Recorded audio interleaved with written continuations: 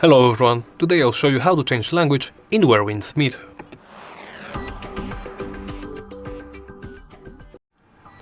To begin, open the menu by pressing this button in the top right corner, pressing the escape key on your keyboard or the menu key on your controller. Then go into settings by pressing this button.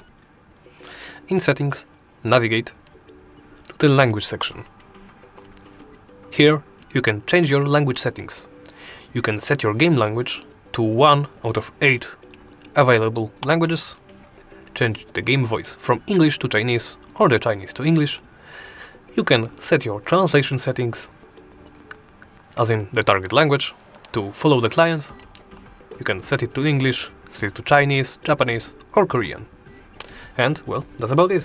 Thank you for watching and please remember to like, comment and subscribe.